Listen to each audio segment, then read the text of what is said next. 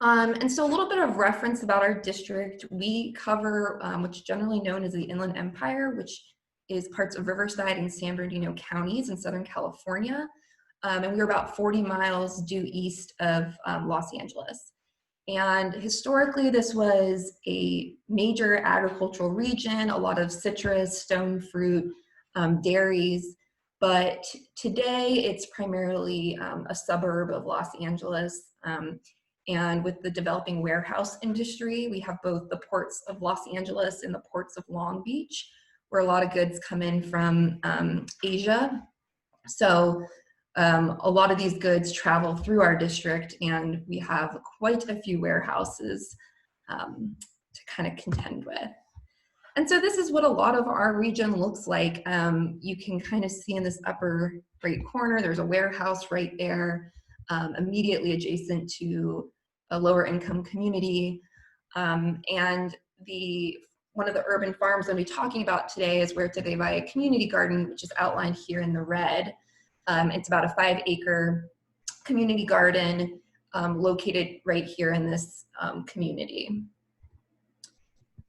And so the community garden that we partnered with began in 2015 through a partnership with the local city of Ontario, who provided the land. Also one of the local universities, Pitzer College, and community members in the area. And so over these years, a lot has developed on this site, as well as additional sites. But today it hosts over 60 individual family plots for local community members to use to grow their whatever food they would like. And then also about 2.5 acres of just production of various row crops, fruit trees. I mean, we have a very nice climate down here. We can grow bananas, papayas, really anything. So very diverse kind of different foods that were grown here.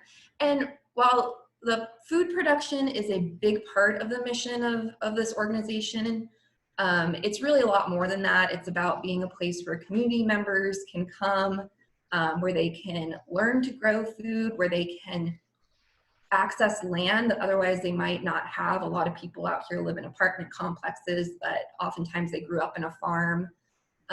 And so it's just an opportunity to interact with the land in some way.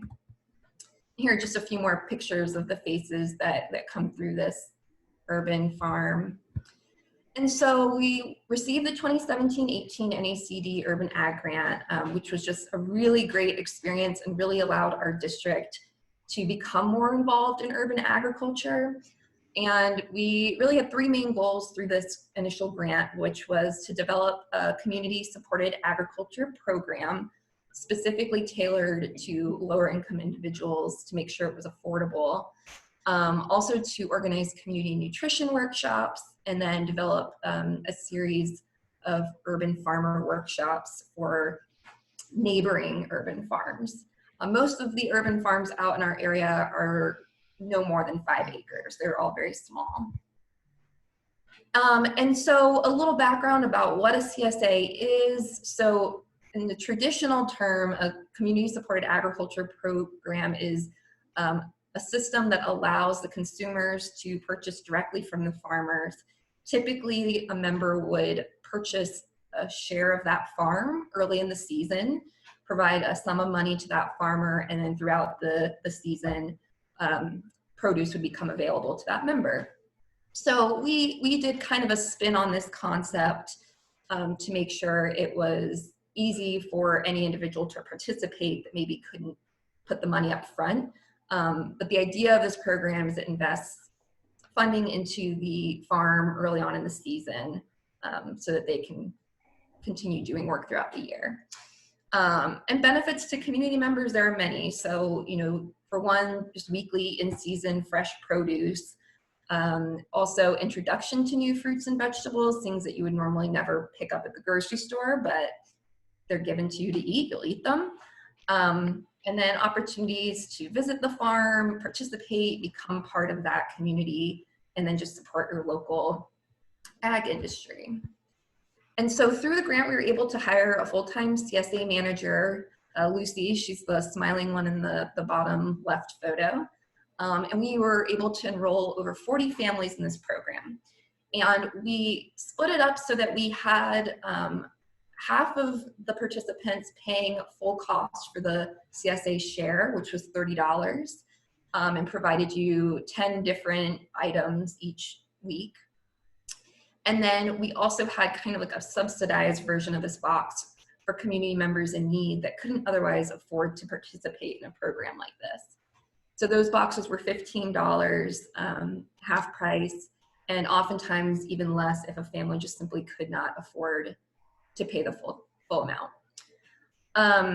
And also with this program, we really worked to refine the growing season, making sure that there was something growing at any point in the year that people would want to consume, that in the winter it wasn't just kale and turnips, but that we had oranges and avocados and plenty of exciting produce. And then we also worked with local farmers to participate in the CSA. So besides what was grown at this urban farm, we would connect with other farmers who maybe needed a place to put some of their product, and we would include it in this program. And then we also had community nutrition workshops. This was really our way of engaging community members, getting more participation in the CSA program, but also teaching them how to use different ingredients that they were finding in their CSA box. So for example, the bottom right, that's acorn squash, something that isn't the easiest to cook with, but we partnered with the local high school who had a culinary facility, and we did a cooking class with their chef at the school. And then in addition, these workshops really just help promote the mission of our district and Huerta and make sure people understand what it is that we do and how they can be involved in our work beyond these workshops. And then we also worked on developing these farmer workshop series, and this is in part, we do work very closely with our NRCS office, and they were really looking to get more urban ag applicants for their programs. And so we had 4 different workshops focused on things like soil health, irrigation efficiency, pest management, and we had NRCS staff at each of these workshops encouraging farmers to sign up for various EQIP programs. And so through these workshops, we were able to sign up over 7 new farmers to participate in EQIP. So that's kind of a quick summary of the project we did in our first year of the NACD grant. In addition to that, with our partner, we have a few other kind of urban ag related projects, including a new farmer training. The first one was last year and had over 20 participants who are all looking to become urban farmers in our region. We also have a native plant nursery that we now, that's run by the RCD in partnership at one of the farm sites. And this is a great tool to bring in community members around our mission.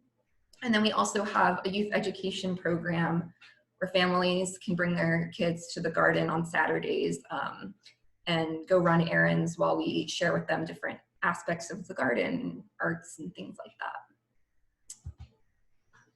So there were some questions too about, project leadership and how we really are getting this urban ag momentum in our region. And I think initially, so we began partnering with Huerta de Valle here in 2016. And I think originally it was really slow, kind of smaller ideas, things like workshops or bringing a high school group to the farm.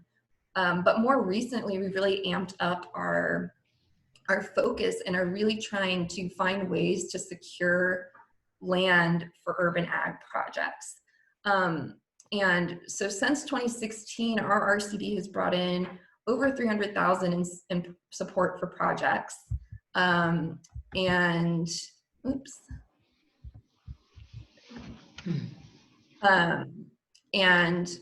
HCV has brought in over 1.5 million in funding. And in addition to funding these projects, it's also funding permanent employees to do this work, which I think is a really important part of this idea of sustainability.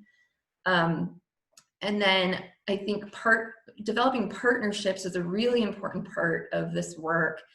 And what we've found is partnering with local cities and county parks has been very successful in order to access land. Land in Southern California, it's very expensive, really hard to purchase land as a urban farmer to be able to afford that. So really the only option is to access public land that's otherwise not being utilized.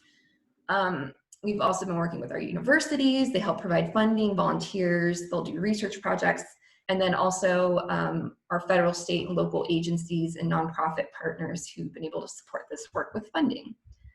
And then lastly, I think just innovation and expansion and trying not to be stuck in just, you know, what we're familiar with or comfortable with, but trying to always think of new programs to make this work continue. And so a few of our new horizons are just, since this project, we've acquired collectively over 80 acres of public land to do urban ag work on. So Huerta is going to be managing 40 acres, a lot of which will be managed by some of the new farmer trainees. And then our RCD has acquired a separate 40-acre property where we're going to be doing like demonstration urban ag work. And then just to wrap up here, I'm sure I'm over my time, but there was also a question about how we've been responding to COVID-19. And I think during this time, we've really seen the benefits of having a really localized option for agriculture. A lot of families avoid the grocery stores, trying to get their produce more locally. And we've also been able to serve an important role for families who are the most impacted and vulnerable during all of this situation.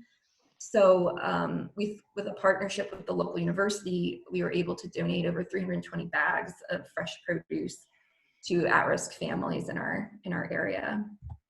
And I think lastly, some of our short-term impacts, I think our market and CSA sales have definitely increased. Again, families trying to avoid unnecessarily going to the store.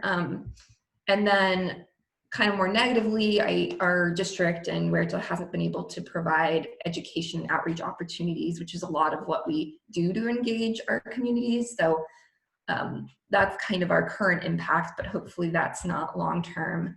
And then more long-term, you know, I do wonder a little bit about funding drying up during this upcoming anticipated recession. I don't know what that will look like. And then I think on a more positive note, I do think this is hopefully helping people realize in our community the value of having a local source of produce, and will hopefully increase demand for urban ag and gardening opportunities. So that's it for me. I'm gonna pass it over to Sunny. I don't know that I have time for questions right now. Yeah, I think we'll just hold questions for the end for everybody's. But thanks, Susie. That was super excellent. And I am taking some notes as well, so we'll distribute those out after we wrap up. So we'll go to Jan next. Yeah, thanks, Susie. I super thumbs up.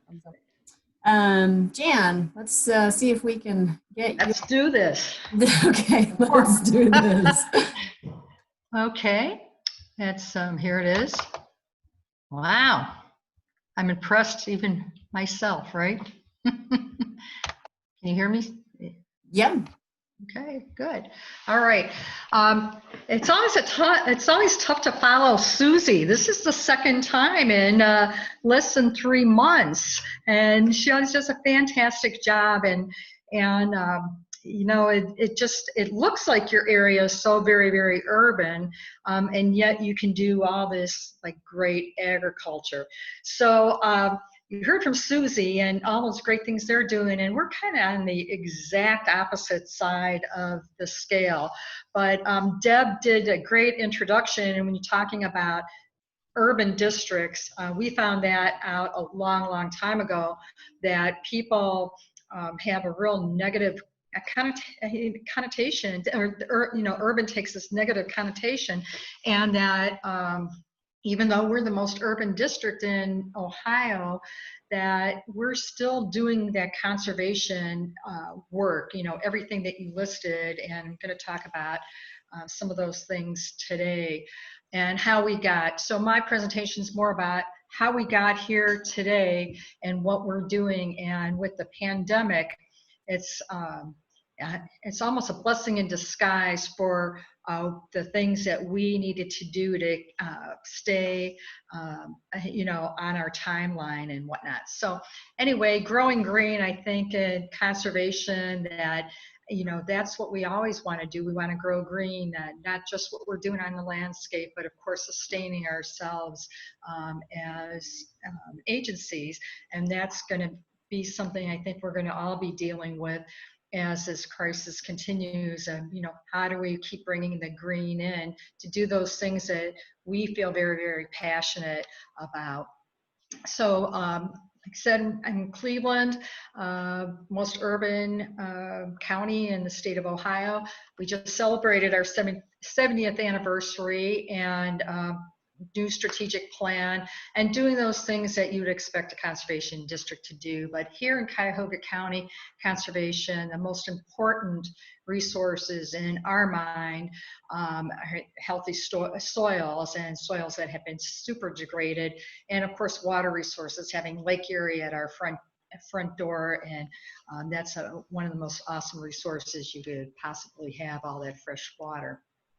So for those of you that don't know that much about Cleveland, believe it or not, we were one of the largest cities in the country back in the last century. Industrial powerhouse, and of course, as we fast forwarded and the city and the county continued to grow, we enter into World War I, World War II, and then by the 1970s, we start seeing what's happening to industry.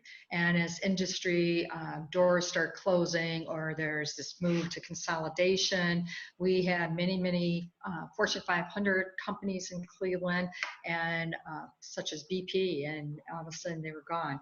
By the 1970s, our population was declining, and now we're at just under 400,000. But the thing about Cleveland, and it's always about how do you make statistics work for you. Cleveland's only 76 square miles. You compare that to a Phoenix or a Houston, which are 400, 500, 900 square miles. We're a very small city. And in our metropolitan area, our population has stayed the same at about 1.3 million, but it's spreading out over multiple counties, and that's a problem in and of itself. Just not for for all kinds of resources, including our natural resources. But anyway, the photo you see at the top is actually taken from a map in the early part of the 20th century, and those rectangles are lots. They're city lots, 40 by 140, and every one of those lots had a home on it. And if you see the picture below, that's an area about 3 miles east of downtown Cleveland that basically is maybe with a couple dots here and there of houses, but it's pretty much all vacant land. And that's what kind of brought us to the urban agriculture scene here in Cuyahoga County. In 2005, everybody knows what happened, Great Recession, right? Cleveland was the epicenter of that housing crisis. And not that we didn't have vacant lands, being an older city, and as neighborhoods started declining, you started seeing houses being demolished, but then it was accelerated. So in about 2006, the Kent State University Urban Design Collaborative and partners like the City of Cleveland, the county, and Land Studio got together to address this large-scale urban vacancy and come up with a plan to move forward. And that included policy recommendations, zoning changes, and how to maybe take this vacant land and reuse it and for more sustainable purposes, whether it was green infrastructure, new parks, or of course, urban agriculture. And that was something, the urban agriculture trend, that people jumped on that really, really quickly. It was real interesting to see how many people were interested in it. The Cleveland changed the zoning to allow animals like chickens and to allow fire hydrants to be used for water. And we saw a city where we still have maybe 200 community gardens, and by community, I mean, it might be a 10-acre site in the middle of a neighborhood that the residents have always purchased for $10 or 10 by 10 plot to grow vegetables for themselves. So not necessarily market gardens. In the meantime, as all this was going on in Cleveland, the County Planning Commission also looked at, the possibility of potential agricultural lands in Cuyahoga County. Now, in the county as a whole, we have 1% of our land that's really remains in agriculture. But the County Planning Commission identified, don't laugh, 1,700 acres of what could be prime agricultural land. And I'm saying don't laugh because I know there are farms in Ohio that are bigger than 1,700 acres. But anyway, that's what we're dealing with. So anyway, urban agriculture, people, it became, I'm sorry to say, but it's like the flavor of the day, and everybody was on the bandwagon. There was a lot of money that was coming in for urban agriculture projects. Through the reimagining program, people took a couple vacant lots and they would grow, their own vegetables and maybe sell them out of the back of their truck or whatever. Well, then in about 2011, Congresswoman Marcia Fudge, who was chairing the House Congressional Department of Agriculture Committee, wondered why we couldn't get some of that federal money into Cleveland to support urban agriculture, especially since her district is predominantly African American. So that happened. NRCS detailed a gentleman by the name of Al Norwood down here to Cleveland. And Al was just one of my favorite people ever. He was with NRCS. We were co-located at the time. And Al went out there and he reached out to people that it was just impressive. And he just had that personality. And he worked really hard. And in a couple of years, he had 50 people signed up for these seasonal high tunnels. And for those of you that, Cleveland, we didn't get a lot of snow this year, but typically our growing season is over by mid-October and isn't going to really start up again until, maybe April, maybe. So having seasonal high tunnels to expand that growing season was something that captivated people. So we worked with NRCS on these projects. NRCS would have workshops, but it was really, this whole seasonal high tunnel was in their court, and we were just kind of along for the ride. And in the meantime, as a district, and it's a district that always wanted to get involved because we knew that there were people that had community gardens, there was just no way for us to really tie in. And our bread and butter has been for the last 20 years helping the communities in our county to address their Clean Water Act mandates. So hold that thought as I move forward through this. So anyway, working with the NRCS, every year we have to have our local work group meeting. And the local work group meeting in 2016, which was right about the same time that NACD offered the first round of urban ag grants. And we were just flummoxed. We didn't know what to apply, what can we apply for? We really want to go, this is our chance to get into the urban ag arena a little bit more. And we had this local work group meeting, and you have people that were attending that were high tunnel recipients and had been involved with in the workshops that NRCS was doing.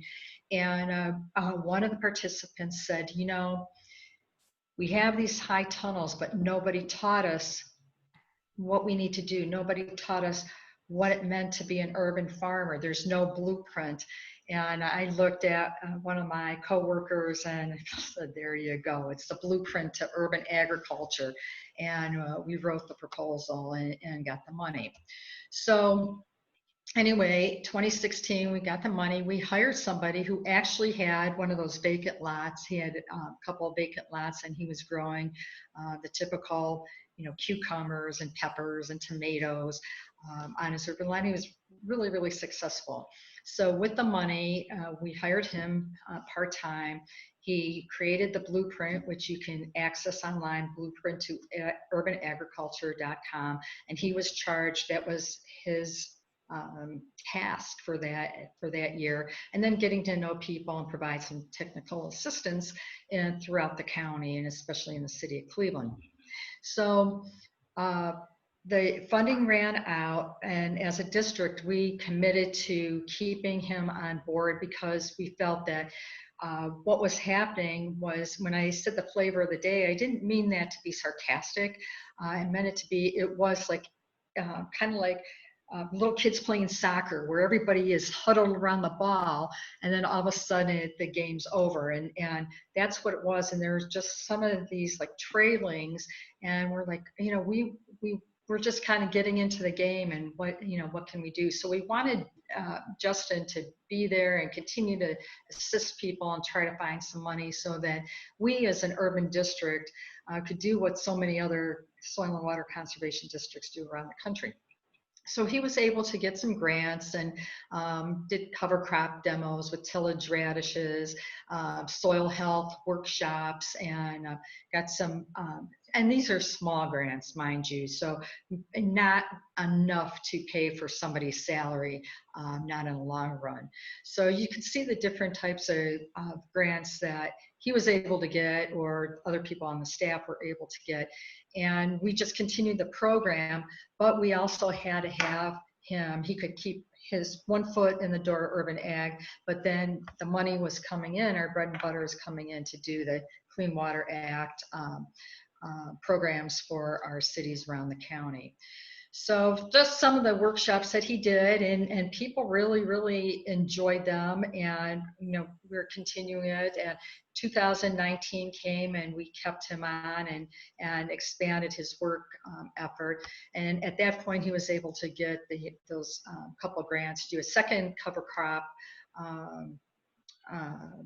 demonstration. So we just wanted to see, from our standpoint, in urban soils that are so depleted, if we did a kind of cover crop, if we did a couple rounds, could we really see a difference? Because in our area, stormwater is huge, and it runs off the lawns and the heavy impervious surfaces so quickly. And every year at this time, we just get tons of calls from people that are like, my land's eroding away, I have drainage problems in my backyard and whatnot.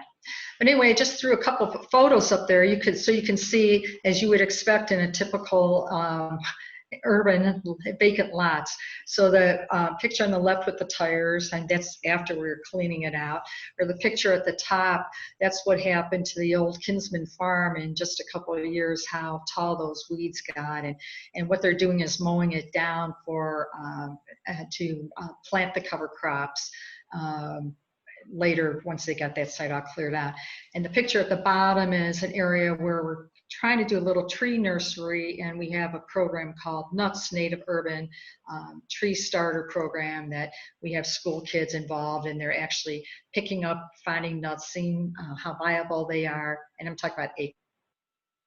Then they're going to plant it. So we're kind of working that education angle more than the traditional urban agriculture like CSAs and whatnot. And then tree plantings. So there's a healthy soil, moving the soil, landscaping with native plants, things that everyone is doing. But this trees in Cuyahoga County, and I think with conservation, and for those of us in conservation, it's all about location and what resonates with the people here in Cuyahoga County. So like I said, 1% of the land is agriculture. So agriculture is not something that's a primary, even, how can you say it, like, it's not a primary concern. It's not something people even think about on a daily basis. But one thing we found that everybody seems to be interested in, or a great deal of people, is just the decline of our urban tree canopy. In Cuyahoga County, we're at 35%. That's at the bottom of where you're supposed to be, but in Cleveland it's 19% and falling. So we've teamed up with the Cuyahoga County. They provided money, but what's going to happen this year, it was supposed to be announced a $2 million fund to provide grants to communities in the county to plant trees and some nonprofits, but that announcement was supposed to be made last week and it has not been, so we don't know what that's going to mean. So that's kind of where we get into the whole COVID and what's happening. And I said it's been a blessing and a curse. The curse is, of course, like this: what happens to the money when you have a county that is projecting already almost an $80 million shortfall, and but the blessing is. Just at the same time we found out that we received this round of the Urban Ag Grant, that Justin, our specialist, decided to pursue his dream, and he bought some property in nearby county to pursue his dream of planting pawpaw trees. And so he moved on just when about that time that, you know, we received the grant and we're like, what do we do now? And so the blessing with the COVID pandemic is it's kind of put things a little bit, put the brakes on some of our initiatives, and it's given us time to think about, you know, where do we go next? And, you know, I talked to Deb when I heard that, you know, when Justin resigned, and I said, you know, I don't know if we're going to be able to do this. We just don't have anyone on staff, and you know, would there be any chance that we could get an extension? And Deb said yes. So we're moving forward. Sometimes when one door closes, another opens, and that's what's happening. And we're talking to a gentleman at 3 o'clock that applied for another job that just so happens to have some on-the-ground experience at Kinsman Farm. So, and really, he really likes that outdoor stuff. So, with that said, we'll be able to finish our cover crop demonstrations, continue to plant those trees, and more importantly, handle this, what we applied for, the money we applied for in this round, and that's establishing the perennial food system in Cuyahoga County. And really quickly, 2 sites, this is what we propose: East Cleveland, the Coit Road Market that's been in existence for almost a century. It's an inner ring suburb on the east side of Cleveland, predominantly Black population and a total food desert. And then second project at Lakewood Middle School, and Lakewood is an inner ring suburb. So they kind of bookend Cleveland on the east and west side.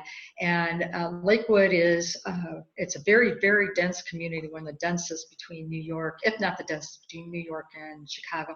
And it's a very trendy neighborhood now. It's an older community, but a very trendy neighborhood, but it's a predominantly white and a younger community. So proposing to do an orchard there, and our stormwater educator will be working to help do the education programs tied into Project Learning Tree as we're planting and teaching them how to plant and why trees are important, and then having nurture these trees, because it'll be an orchard, and then they can feed, you know, hopefully in the future, it'll take a while, and you know, you'll have an orchard there for the kids to be able to tap into.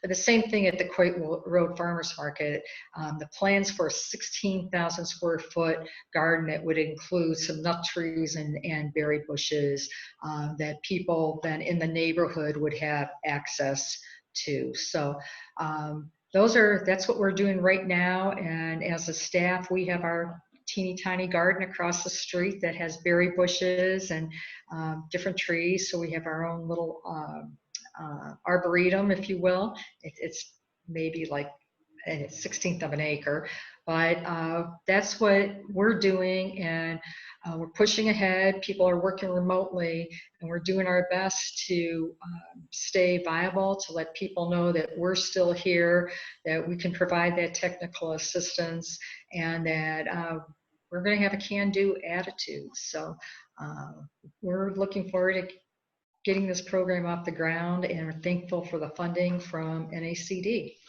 Great. Thanks very much, Jan. Round of applause, Jan. That was Thanks. fascinating. All right, so we're just functioning a little bit over. Such great stories to hear about. Damon, we'll go ahead and give you the floor, and we'll give you 15 minutes for your presentation as well. Great. It's not letting me share my screen while Jan has it shared. Jan, you can hit stop share.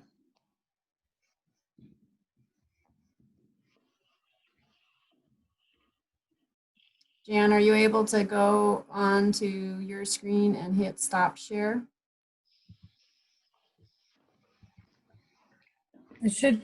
Jan, can you hear us? Me? Yeah, are you able to go up and hit stop share on your screen? Oh, I see it. Yep, thank you. That will allow Damon. Hey, I got this program up. What more do you want? I know. There we go. How about Thank you. now, Damon? All right, that should be working. Let's see. Damon, I'll send you a chat message when you're about 4 minutes out. Okay, sounds good. Can you all see that? Mhm. Yeah. Great. So I can't see it. Okay. Let's see here. So I'm Damon Yakovlev. I'm an environmental planner at Cumberland County Soil and Water Conservation District. I've been with the district since 2014. I work on a variety of projects. My background is in planning. I'm an AICP certified planner, and I work on I'm the project manager for our community agriculture projects, but I also provide all the district's GIS needs, and also I am the project manager for a variety of our projects to help communities meet their Clean Water Act permit requirements. We're a strong team. We've got 7 staff, and I should mention that Laura Heinlein, our AmeriCorps staff, is shadowing today, and she's been tremendously helpful. And some of you may have met Jenna Martin Fisher at the national conference, and she's been working on our community agriculture programs as well. So I mentioned I've been on the district since 2014, and we have over the past many years we've been in existence, mostly been concerned with water related work. We are located in Cumberland County, which is the largest county by population in Maine. But Maine is a rural state, so overall it's pretty rural.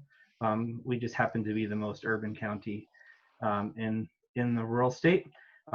City of Portland's located in Cumberland County. You may be familiar with that. It's a mixture of rolling hills. There's still a significant amount of farmland, but less than historically. In some ways, we're a little bit like Cleveland in that the city of Portland has remained at mostly the same size of population, but maybe declined slightly, while the county population has actually increased. So it's spread out as well.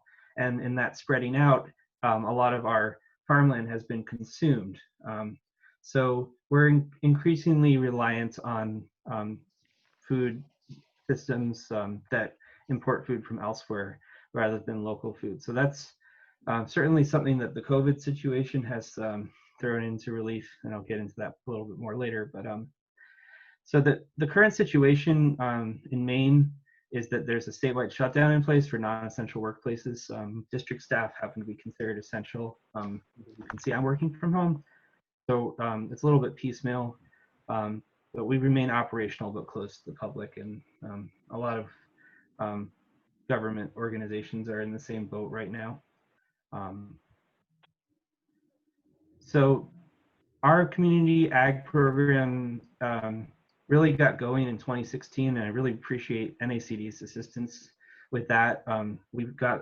We're one of the recipients of the round of grants in 2016, and that allowed us to basically accomplish these 4 bullet points: develop curricula for new American and at-risk youth populations, provide some technical assistance to some existing organizations, build and support some food forest and community gardens. But the most important one was an assessment of urban agriculture needs. And when we did that assessment, part of that was listening to partners, and that's how we landed on the community as opposed to urban terms. Some of you mentioned this earlier, but that more encompasses some of the program needs we have in our area, which is a mixture of rural and urban. Sometimes we refer to it as suburban agriculture. So that grant really set the stage for our program. So now we have 3 active programs that it led to. The first one was a Quimby Family Foundation project called Gorham Grown, which took some of the lessons from Portland and applied them in a more suburban community. We have an EPA-funded program to assess soil lead and raise awareness of that in Portland. And finally, we've just received the award from NACD for a next round of funding to develop community agriculture plans for communities around our region. So I'll go through the projects and focus on not all the details, but how COVID's affected some of them. So the first one is Gorham Grown. So this was the first, it was an immediate descendant of our initial NACD grant. And we selected the town of Gorham because it's historically had a lot of farmland, but now it's one of our more rapidly growing communities. So that farmland's being eaten up by housing development and commercial development. So we got $20,000 for a 1-year project, and the objectives were, and this was awarded at the end of 2018, 1-year project. We provided youth and adult education, built 2 food forests, and did an edible Main Street demonstration. And then we received another $14,000 for year 2, which essentially continues the same program with similar objectives. However, as you may guess, we have had to make some modifications based on COVID-19. So the first was education. Broadly, this could be split into youth and adult education. So we had 1 adult workshop in the first year. It was very popular. So we filled the room. We didn't know how much interest there would be, but we were going to expand that this year from 1 workshop to 3. However, COVID came up, so we had to move it to a webinar. So one of the effects of that was that we were able to get 50 participants in the webinar. We have another one coming up on May 11th, and we've had over 500 people express interest on Facebook, which doesn't necessarily translate to 500 people who are actually interested in attending, but it shows that taking things online can have unanticipated effects, not all of them bad necessarily. For our youth education, we're a little bit worried about how that's going to go. The plan was to have a 1 session per week summer camp program with the Gorham rec program, but unfortunately we're not sure if that's going to be able to continue or not. It's still to be determined. We have a meeting early next month to sort of assess that. Hopefully we can still do something, but it might need to be modified. Food forests, we built 2 food forests last year as part of this program. The good thing about food forests is that if they're properly designed, they don't need a lot of maintenance or inputs. So we can let them basically sit there and fill in. We're going to do a little maintenance. We're going to have a community event to do that maintenance, but now that's probably going to have to be modified somehow. And it might be that our staff have to jump in and do some more of that. And Laura, I'm sure, will be extremely helpful. And some of our other staff and perhaps board volunteers as well. So we'll, we think that these food forests are here to stay for the long term, so they should be fine. And we also have a local landscaper who's going to jump in and help us with that. The edible Main Street, this was a really unanticipatedly successful aspect of the program last year. We didn't realize quite how much interest there would be in it. We thought we'd have to work really hard to get people to agree to host planters and on Gorham's Main Street, but we had very quickly filled up all the slots and had a wait list. So the local business community is extremely interested in this, and they're also hurting quite badly right now. So we don't know exactly how this is going to go. The original plan was to double the number of planters from 24 to 48 this year, but we're not sure if we're going to be able to put them out. We hope so. There might have to be special rules where instead of sampling the produce in the planter boxes, we have a look but don't touch rule, something to that effect. But we're hopeful that that will be able to continue, and we don't know when things will start to open up again, but we're hopeful that this sort of project might be helpful in helping to restore a sense of vibrancy to our village and urban centers, which are essentially ghost towns at the moment. The next project I wanted to tell you about is our EPA-funded Healthy Communities Grant to raise awareness about soil lead and do sampling. The objectives, we got grant funding to do 120 soil samples and 60 plant tissue samples. Basically what we're going to do is at the sites with the highest soil lead level, we're going to do plant tissue samples and create follow-up action plans. So this project required some adjustments to the objectives. And I just wanted to briefly mention that, like many urban areas in the East, we've had a history of industry and older housing stocks. So soil lead levels are very high, but they're especially high in Portland because it's burned down 4 times over the years. It's actually referenced in the US Constitution, where the English ravaged our cities and burned our coast, I think is what it said. So anyway, or not the Constitution, Declaration of Independence. So anyway, yeah, so we've got quite an issue with that. The debris from the fires was used as fill. So the ash layers from the city as it burned down settled into surrounding areas. So there's a lot of lead in the soil. However, there's not necessarily a lot of awareness from home gardeners about the lead. So our NACD project in 2016 led us to do a survey to sort of get at that and look at what the gap is. And so it led to this project. So we definitely appreciate that. We have some fact sheets, and we're going to be translating them into 5 languages. And our original plan was to canvass neighborhoods to do outreach to reach home gardeners who may not have done testing before. Unfortunately, that is out with COVID. And so we've had to come up with a new plan to do outreach, primarily at social media, referrals from partners. But we've also, we had a brainstorming session recently, and we came up with an idea to try to get some buzz going in the traditional media. And we really had a we really stalled as far as getting people to sign up to do the test. But after the traditional media stories dropped, we got a lot more interest. So I was glad to see that happen. So here's just briefly sort of what we're looking for as far as the sampling goes.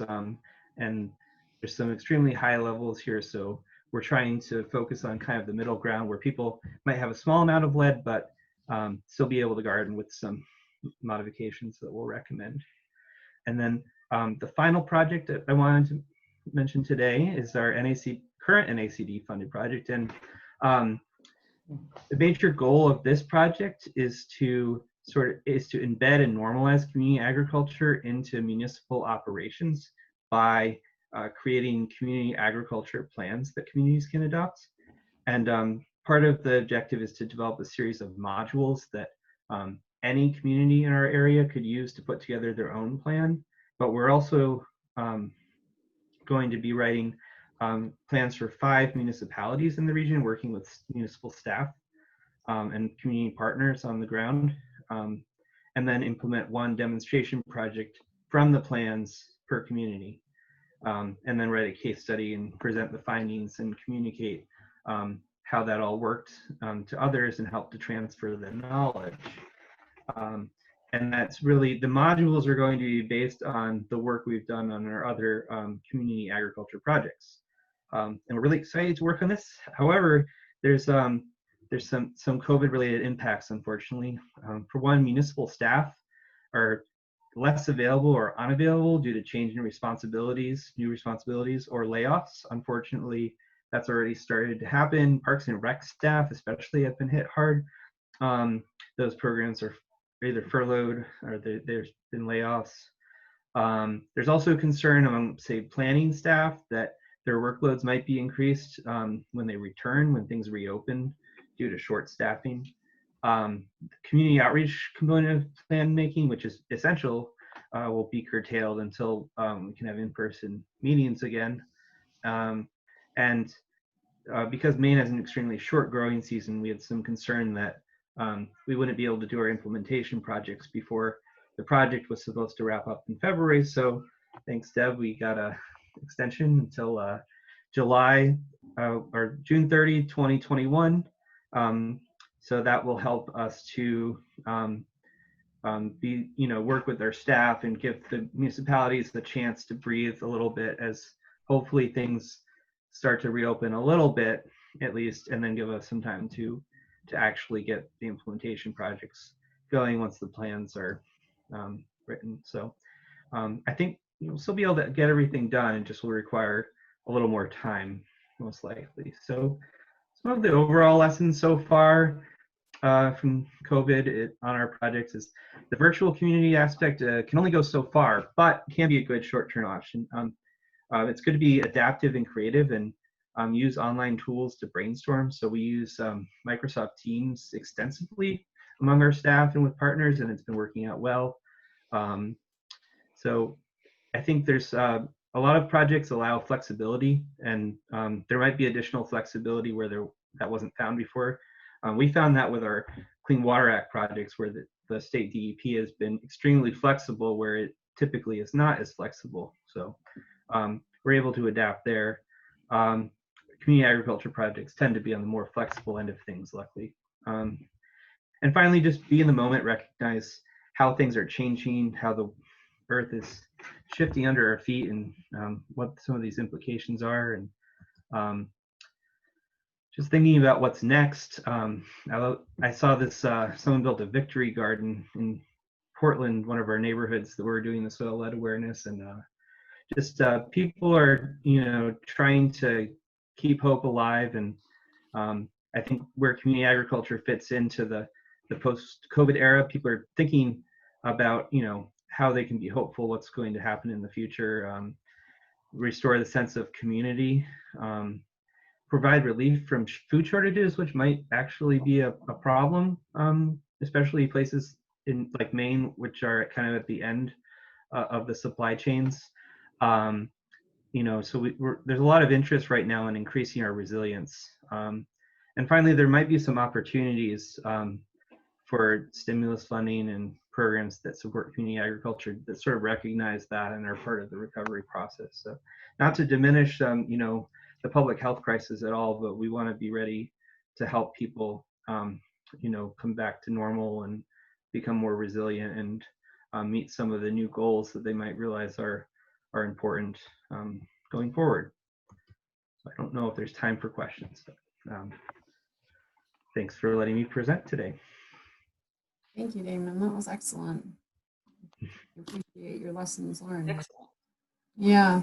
Okay, so yeah, we're a little over. We're going to be flexible. We have had a chance for 3 questions or so, something like that. Yeah, Sunny, I'm sure we get copies of all these, right? Because I'm going to be reaching out to all these ladies and gents, because this hits directly. I'm going after the NACD, the 2020 technical assistance stuff. Mm-hmm. And you guys, there's just so much I need to glom on. I'm just overwhelmed and impressed with what you've done, and I need your help. So I want the presentation material and the points of contact, and then I'm going to be calling you. Okay, great. Yeah. And their websites too are on the agenda, and the emails are on too. And then I'll make sure that we've got the, Cool. yeah, I'll send out the presentation. So any specific questions for Susie or Jan or Damon? Did I understand, Barbara again, did I understand on the one in Cuyahoga County, tree canopy stuff? So I'm up to my eyeballs right now and an opportunity to influence tree canopy ordinance. Did you guys get involved in defining, you know, tree canopy issues and how it ties to conservation and actually contribute to the laws for that municipality? So in our county, that whole, the assessment of the tree canopy, and just as an aside, Cleveland was known as the forest city because we had so many trees, you know, especially back in the late 1800s and early 1900s. But anyway, through the Sustainable Cleveland 2019, it was a 10-year initiative that the declining tree canopy was identified early on, and the Cleveland Tree Coalition grew out of that. It established and that was about 35 organizations, including ours, that just started convening to discuss the declining tree canopy. So there were a couple assessments done in Cleveland, then the county did their own assessment, and just actually did a second assessment, and the canopy is declining throughout the county. Mm-hmm. You know, so now with what the county executive decided last year to provide funding to the tune of $1 million a year for 5 years to support rebuilding the canopy. So we've been involved in. Really what happened is this announcement, and there was no program in place whatsoever. Think about it as a conservationist. It's like, okay, so what are we going to just take the money and throw it up? Or, oh, here's your bags of little seedlings, and you know what happens to those. And so along with the Planning Commission and Office of Sustainability and Board of Health, we've been planning, and we had a grant process, and that's been fine-tuned for this year. But like I said, I don't know what's going to happen if that funding's even going to be rolled out this year at all. So that plan, is that a public document that you could help me direct me to? Because that would be phenomenal to be able to demonstrate what a large coalition and how soil and water was a big part of that. Because we're now being asked to be involved, and I love the fact that I can learn from you. So yeah. If you want more information, just don't hesitate to call. I will. Thank you. Hi, this is Cassius. We got a quick second. I just wanted to say excellent presentation.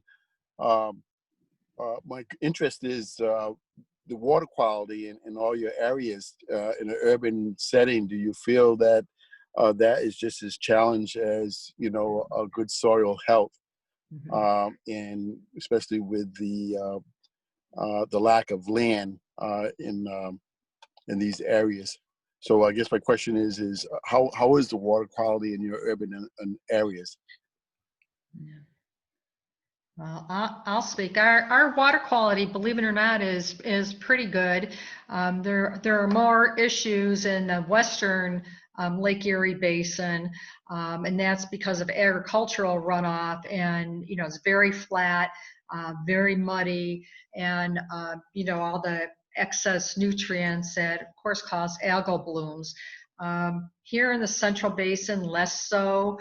Our water quality, it just depends. You know, we have a lot of combined sewer overflows, so that's sanitary waste during rainstorms that's getting out into the waterways.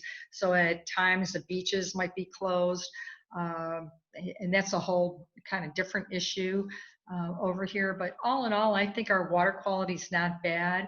A lot of our work has to do with erosion and sediment control, so doing what we can to prevent that runoff and, you know, reduce impervious surfaces and that type of thing, because it's that rain that's coming down so fast and hard that's washing pollutants and whatnot into the water at high velocity. So, it's a twofer. It's just not the pollution, it's also the erosion coming from that accelerated force of the water off of the impervious surfaces.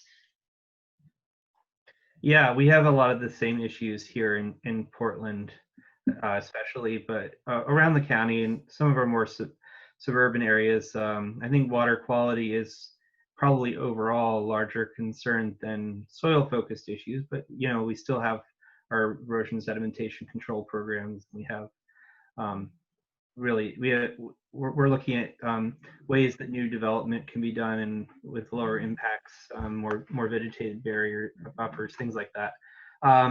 One of our biggest threats is actually chloride, and we have some serious urban impaired stream issues. So chloride from winter maintenance is an emerging issue that we're dealing with here in a serious way.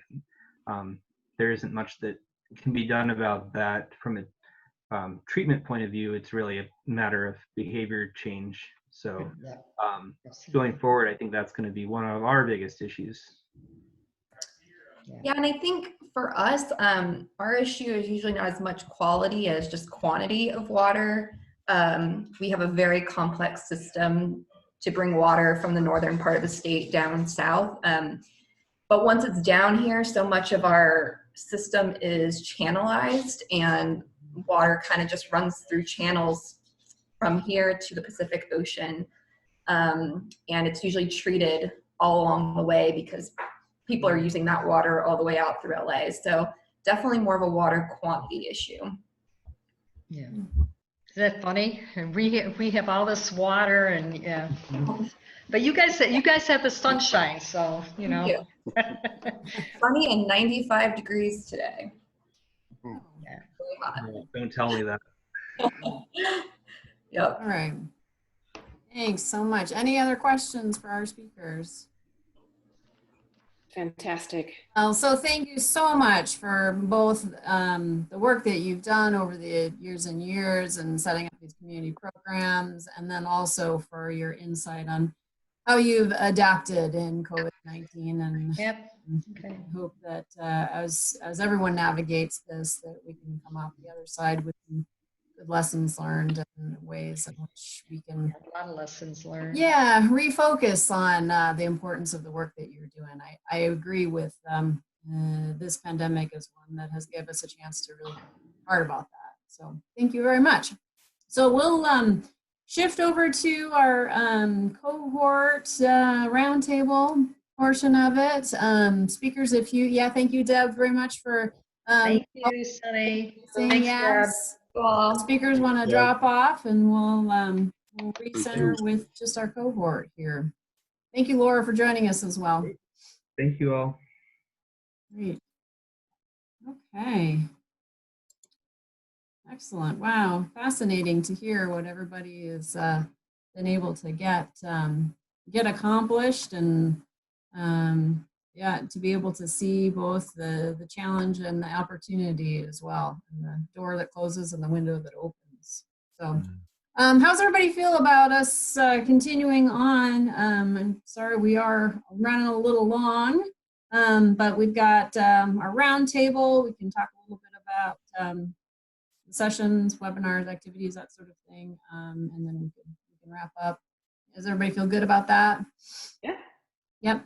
Okay. Excellent. Thanks very much. Okay. Ray's got his screen shared. You want to give us? Everybody want to give us an update, Barbara? You're top of the list there. Sure. What's going on with life in general, and have you seen examples of successful leadership during this time? Well, I'll just give you an update what I'm excited about. I guess maybe it's, well, one is my daughter is going to be coming down Friday to spend the rest of the sheltering in with me, so that's fun. Good. But from the work side, I'm very excited about the city of Charlotte in inviting soil and water to be part of the Unified Development Ordinance planning. That's huge. It's huge. The tree canopy was the initial introduction, but what our colleagues in Cuyahoga and Cumberland County just illuminated to me is ways to introduce urban ag, which they're very receptive to, because the COVID emergency did illuminate the food system that exists, right? That has mobilized to help a lot of other people. It's very encouraging to see that's true across the nation. So I have political leadership now willing to listen, because, you know, we've all been exposed in a very interesting way. So with Soil and Water, we have the ability to bring all that together. And I'm thrilled at this opportunity. And we're right at the cusp of 2021 budget planning. So I have a lot of work to do to get the NACD. Hopefully we can win that grant, but also get the city and the county to pony up money so we can be a part of the planning process going forward. Not an afterthought, a part of the planning process. Excellent. Thanks, Barbara. That's good news. Yeah. Ryan, I can see clouds. There we go. Ryan's been on the move, hasn't he? There we go.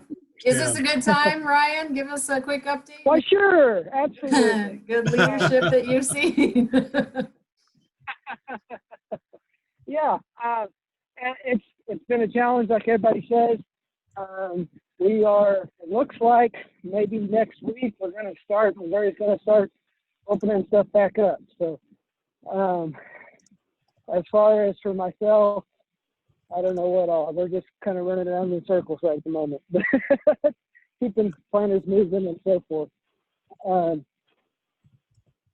Sorry, trying to get to a quieter environment. You're fine. What was the specific question again? Just an update, how life's going for you, and if you've seen a good example of successful leadership at the local level. Okay. Well, thank you. Yes. Well, life's going really well, honestly. The family has stayed healthy, and I've enjoyed having the kids home. I don't know if my wife can say the same, but we have definitely had some change. I've spent a little more time with them than I normally do, so that's been great. We are seeing some leadership at some high levels. We've had some changeover in Missouri. Both our state conservationist has retired, and our director of the Soil and Water program under the DNR has retired. And so it's interesting seeing people step up and try to fill responsibilities and see that the face of Soil and Water in Missouri may change a little bit. And so I think that gives the association an opportunity to step up and fill that role too. I really appreciate the years of experience that those people had, but they also did a really good job of training the people below them and preparing them. And so I really don't feel like there's a gap. And I think that's probably one of the best examples of leadership is making the people, not necessarily underneath you, but the people that are working with you, training them, preparing them, making things so that there is a seamless transition. Yeah, excellent example. Thanks, Ryan. Appreciate it. Okay, how about you, Phil? Hi, gang. Everything's going well for us. The family's still healthy, no issues there. With regard to updates, I've been trying to work with Oklahoma City Council members regarding some food desert areas within the city, and basically for the egg production that we had as a result of the virus. My normal weekly sales have come to a screeching halt, and rather than to hold on to the eggs for weeks on end, I made it our policy to transition those after a week. And so I made contact with one of the council members looking for a nonprofit to provide these resources to. And basically, after about 4 or 5 calls, I finally made contact with a young lady that basically feeds about 125 folks in this food desert area, breakfast and lunch. And when I say she feeds them, she actually prepares meals as well as feeds their on-site. And we were able to supply her with an initial 15 dozen eggs, and she was greatly appreciative of that. And that brought the question that I kind of thought to myself, there's still individuals that are falling through the cracks with all of the programs and the funding that are flowing. There's still areas that we can improve upon. Yeah, thank you. Thank you for both sharing what you've got as well as recognizing that there's more that can be done. You're spot on. How about you, Joe? You bet. You bet. Hi, everybody. Things are going well in general. Family's good. As I spoke to Sonny when we first came on, some of the children, my twins, were supposed to graduate, so we've been dealing with that and trying to figure that out, those types of things. But the scheme of things, those aren't huge deals. It's just something we kind of visit about and try to work through. It's been a challenge again at the local level, I think, trying to keep the conservation district as active as possible, trying to do this remote working. And so that's been difficult. That's been a challenge. But as far as leadership stories, more on a national level, one of the ones that I've really kind of followed and it's been very, challenging and awe-inspiring to me is the the pork plant closures and our livestock industry and the livestock farmers that are having to deal, especially in the pork sector, with some of the euthanasia situations and those types of things, and these farmers that are having to deal with the media and deal with public that may not understand some of these issues. It's a lot to deal with, and I have a lot of respect for those folks, and I know that's a very difficult thing going on. So my heart goes out to them, and to me that's a good example of something that a lot of folks are struggling with right now. So that's just something I had on my mind. Thank you. Yeah, thanks, Joe. That's something that I've seen come through my email a number of different times as well. So I know it's something that a lot of people are struggling to deal with. And I think you're right. I think there's a lot that has been given us some good examples for how it should be handled. So how about you, Mark? Yeah, thanks, Sonny. Here in Georgia, things are pretty good. Family's healthy. That's always a good thing. We've had very nice weather, more or less, except when it's not nice, it's very, very bad. We've had several rounds of severe weather to deal with in the last few weeks, but nothing too major to have to contend with. No major damage, so that was good. I will admit to being pretty selfish with the time around the house. We're all supposed to be remote working, and we are. I've been on enough conference calls and webinars. I'm not sure that I'm not virtual anymore. I think I'm still real. But that's been a bit of a challenge out here in the sticks. But all in all, pretty good. Spending a lot more time at the farm instead of on a plane, which is good. On our own place, hopefully as of the end of the week, we will have added new fence enough to where no cow can get to any stream on any part of the place. So we've been doing a lot of improvements, which is good to see. A lot of stuff to get caught up on. As far as leadership goes, I guess could offer up a bunch of examples, but to me, the last 6 weeks, 8 weeks, whatever. I think it's crystallized in my mind how, you know, a real crisis, which clearly this is, the difference between real leadership and sort of faux leadership or virtue signaling or whatever, it becomes apparent quickly. And so I suspect that all of us have examples at our very local level or state level or whatever level, political folks, appointees, people we put in leadership positions. The real leaders rise to the top pretty quick when the crisis gets real. And so it's been interesting to me to, you know, in my own mind at least, to kind of point to folks that, you know, yeah, they're displaying real leadership as opposed to the ones that seem to be just pretending. So I guess that's about it for me, but all things are good here in Southwest Georgia, and it's good to reconnect even if it is virtually. Thanks, Mark. Yep, excellent points. All right, Sam. Hello. Things are going really well here. I just processed 400 chickens this morning, so that's why I was a little late getting on. But everything went really well with that.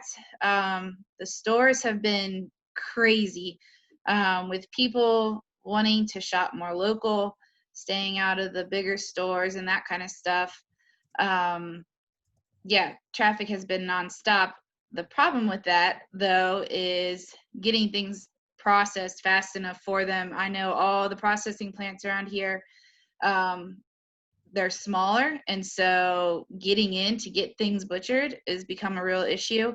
For some reason, I scheduled all my dates back in January, which I have never done, and that has worked out in my favor because most of these places are booked up till January of next year already.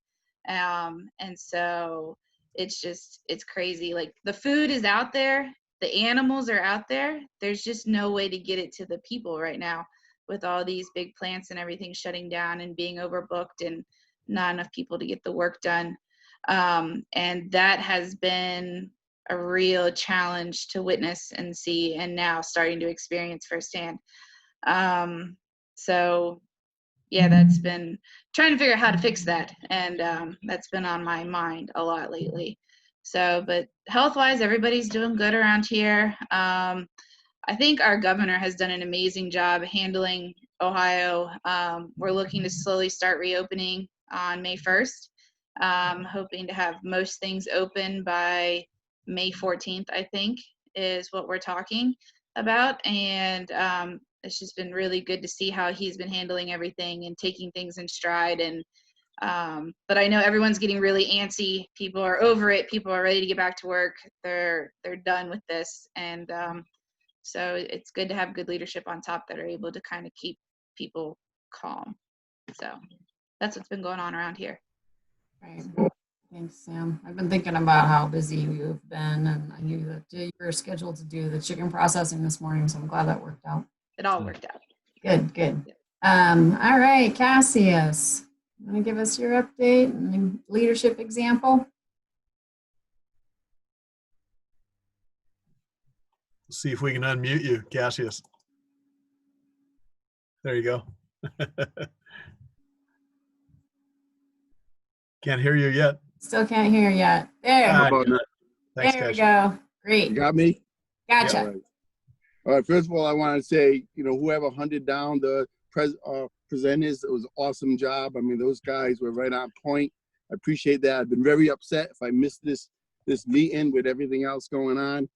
So I'm glad you guys are persevering. You guys, you know, hunt me down, you know. Well, I knew that was a presentation that you'd appreciate too. So yeah, thank you. Yeah. So I appreciate that 100%.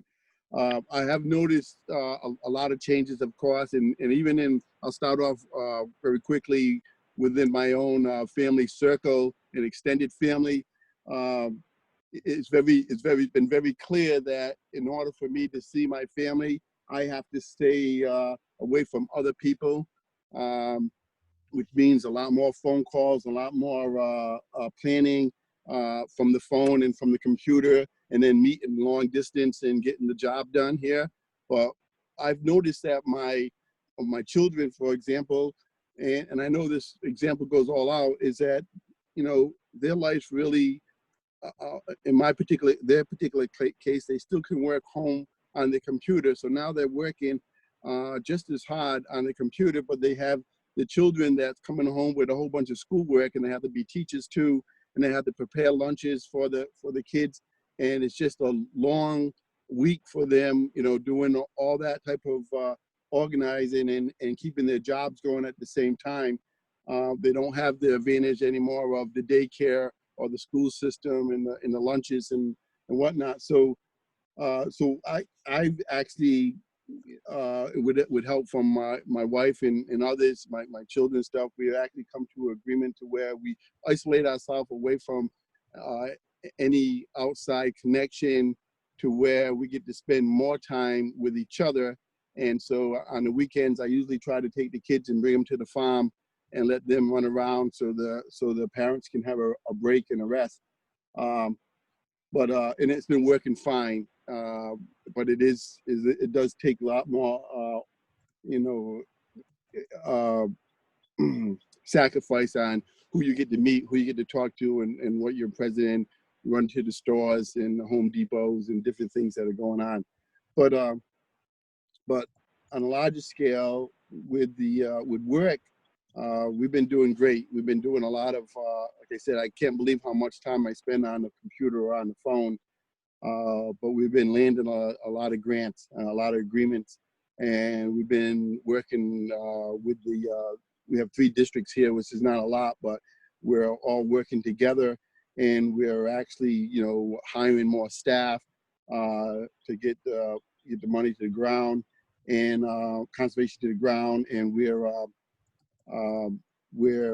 it's just amazing how fast people can adapt to change, and especially when they have you know, a will or mission or a purpose, I should say. So yeah, learning a lot, just seeing all that and how people are juggling their lives to make it work.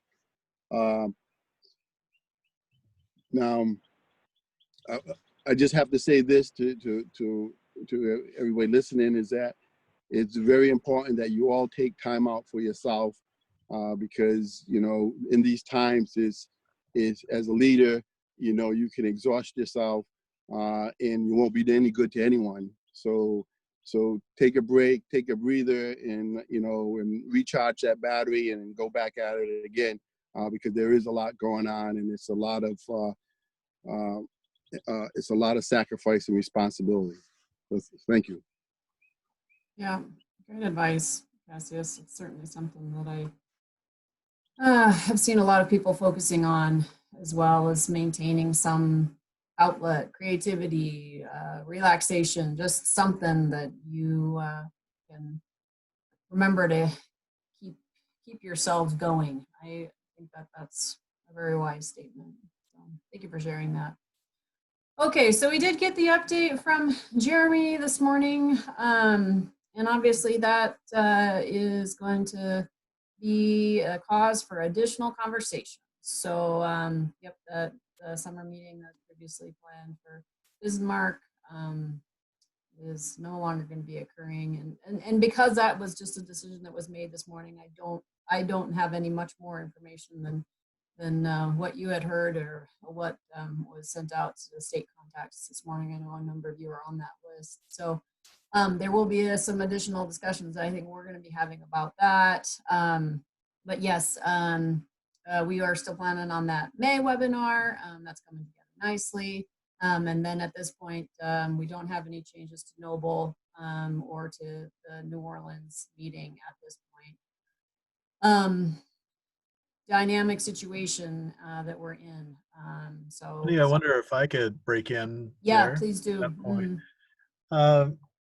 Sunny will be engaging, and I will be engaging with Jeremy, you know, from both the NACD perspective and the foundation perspective. And we could really use your thoughts. If you had option 1, 2, 3, 4 that you as a cohort want to see, we can continue on, you know, as one option.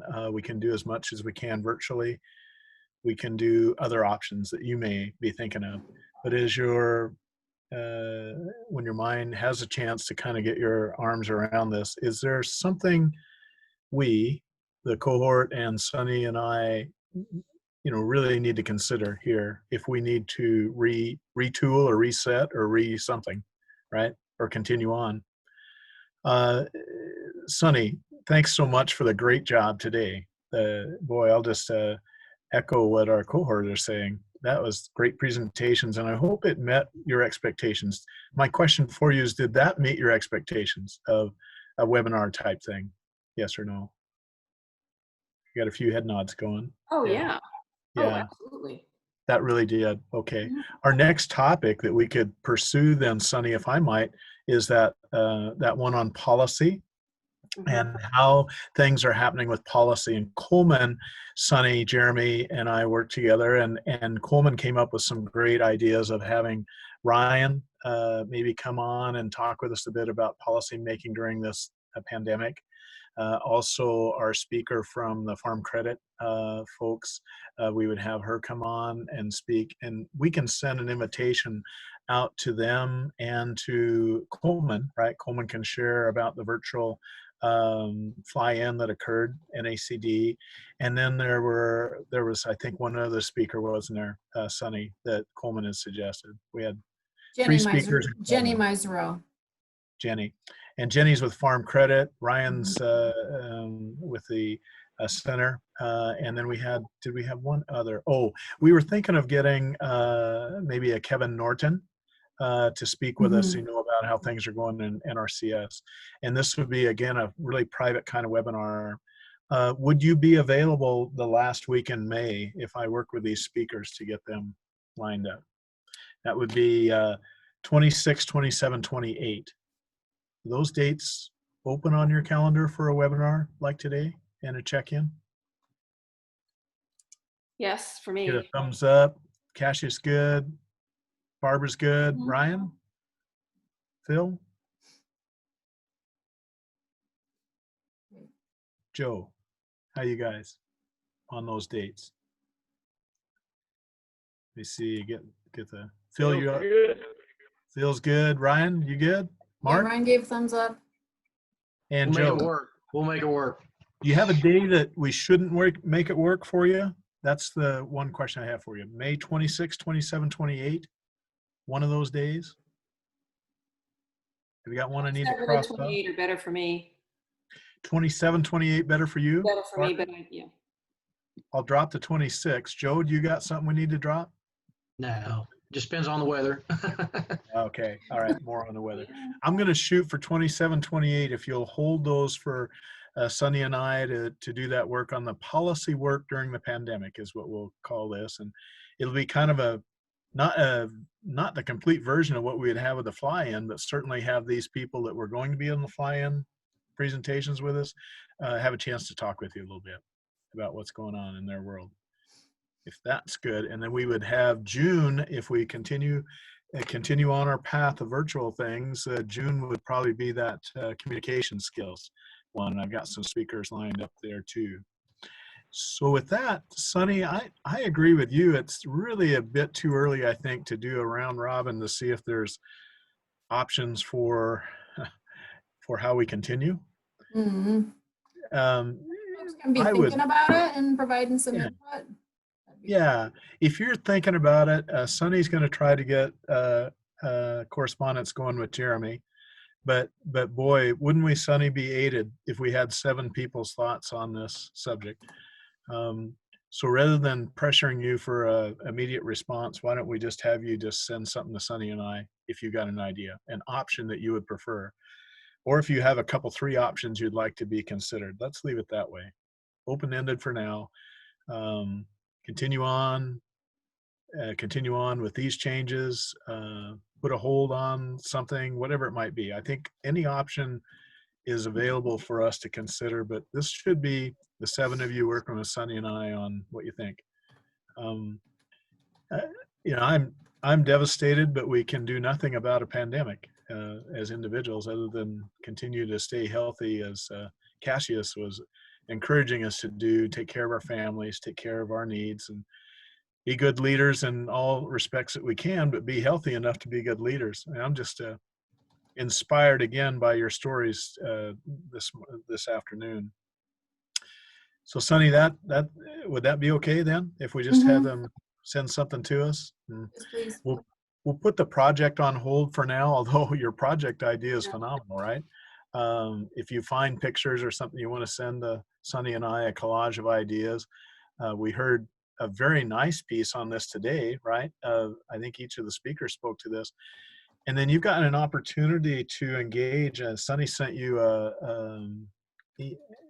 email on the webinar that the National Association of State Conservation Agencies is putting together on what the districts are doing for COVID services, or what services they're providing during this COVID-19 pandemic.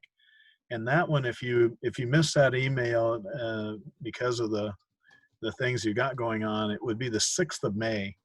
And there's still spots open for you if you wanted to join that group. That's your state conservation agencies and their field staff and partners. Barbara, I think you got registered for it, and we're just inviting the others to. And Sunny, you got registered, and a couple of NACD folks.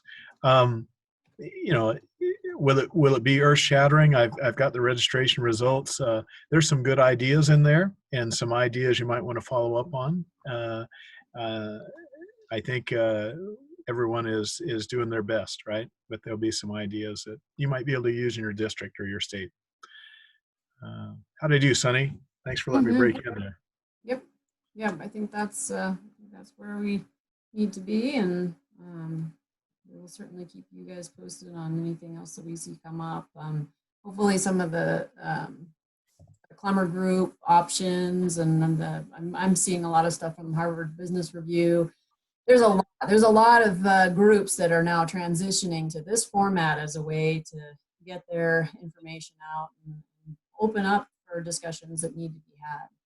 So yeah, and I'll send out the notes from today and combine mine with what Ray has got, and then I can send out a reminder about that NASCA webinar as well. And then I just look forward to hearing back from you with your thoughts. Okay to move forward with the May one, folks? You said yes, so move on? Yeah. Okay, all right. That'll buy us a little bit of time to see where we go. Great. Thanks, Sunny. Thank you very much. Hope you guys all stay healthy, and I'll send a follow-up in the calendar invite for the May webinar, and all updates as they come about. Awesome. Okay. Thank you. Guys. Yeah. You guys. Thank you. Take care, folks. Bye now. Yeah, All right, guys. Take care. Stay safe. Thank you, Phil. Bye now.